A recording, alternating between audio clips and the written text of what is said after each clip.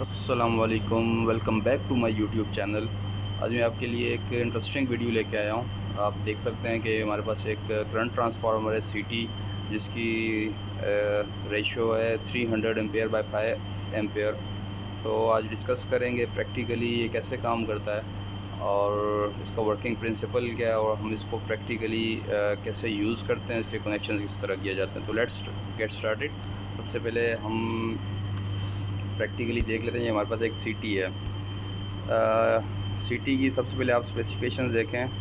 300 bye 5 ampere, मतलब इसमें इसका जो करंट इसमें से जा रहा होगा 300 एम्पेयर, उसको हम स्टेप डाउन करके 5 एम्पेयर पे उसको आप मीटरिंग के लिए यूज़ कर सकते हैं, मॉनिटरिंग के लिए यूज़ कर सकते हैं, प्रोडक्शन के लिए यूज़ कर सकते हैं, व्हाट्सएवर। तो बेसिकली इसमें होता इस तरह से ये इसके इर्द गिर्द ये चारों तरफ इसकी कोर है और कोर के ऊपर आपकी वाइंडिंग होती है, सेकेंडरी वाइंडिंग। बेसिकली होता ये है कि ट्रांसफार्मर का वर्किंग प्रिंसिपल ये है कि म्यूचुअल इंडक्टेंस की बेस पे वो वर्क करता है। तो इसके जब इसको हम सर्किट में लगाते हैं तो इसके अंदर से एक वायर गुजरती है, जिसमें फॉर एग्ज़ाम्पल आपका मैं गुजार के बता देता हूँ। अब ये करंट कैरिंग आप इसमें से एक कंडक्टर गुजारते हैं, केबल गुजारते हैं। अब उसमें से करंट फ्लो कर रहा होता है। जब भी किसी कंडक्टर में से करंट फ्लो करता है तो उसके आसपास जो है वो मैग्नेटिक फील्ड बनती है। तो उसके इन्फ्लुएंस में अगर कोई दूसरी कॉइल अगर आएगी तो वो चेंज ऑफ मैग्नेटिक फ्लक्स की वजह से उसमें एक करंट इंड्यूस होगा। तो इसका वर्किंग प्रिंसिपल इस तरह का भी है। एनर्जाइज तो नहीं है केबल, लेकिन अगर इसमें से करंट फ्लो करेगा, अगर करंट इस डायरेक्शन में फ़्लो कर रहा है तो फिर मैग्नेटिक फील्ड आप thumb rule left and right and thumb rule के मुताबिक निकाल सकते हैं कि उसकी डायरेक्शन क्या होगी। आपने डायरेक्शन का ख़ास ख्याल रखना है। तो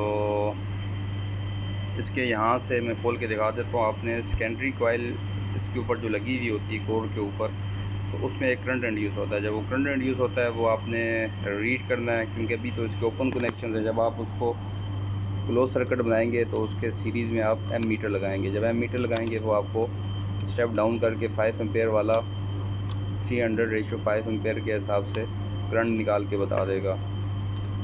अब इसको मैं आपको खोल के दिखा देता हूँ। तो लेट्स गेट स्टार्टेड। अच्छा, ये आप देख सकते हैं, ये सेकेंडरी जो उसकी कॉइल है उसका एक एंड ये, एक एंड ये है। तो एक आप वायर यहाँ से लगाएंगे, एक यहाँ से लेंगे, और जहाँ पे भी आपने अपना एम मीटर लगाया हुआ है तो वो इसके बीच में आप एम मीटर लगा के वहाँ पे आप इसकी कैलकुलेशन कर सकते हैं, मेजरमेंट कर सकते हैं, या जो भी कर सकते हैं। इस तरह से ये आपको नज़र आता है practically. So this is how it looks.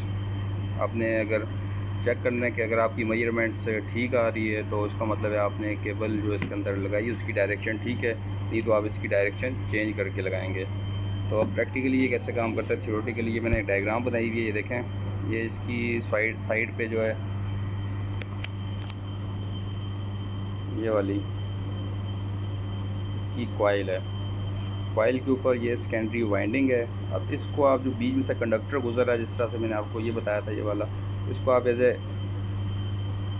Primary coil consider कर सकते हैं। प्राइमरी करंट इसमें से फ़्लो करता है, एसी करंट होता है। तो वो जब फ़्लो करता है इसके अगेंस्ट मैग्नेटिक फील्ड बनती है। तो यू कैन सी फ्लक्स जो है वो इस तरह से ट्रैवल कर रहा है। जब ये current flux changing flux cut करेगा सेकेंडरी को, तो सेकेंडरी में करंट इंड्यूस होगा। जो करंट इंड्यूस होगा वो अब क्लोज सर्किट में फ़्लो करेगा।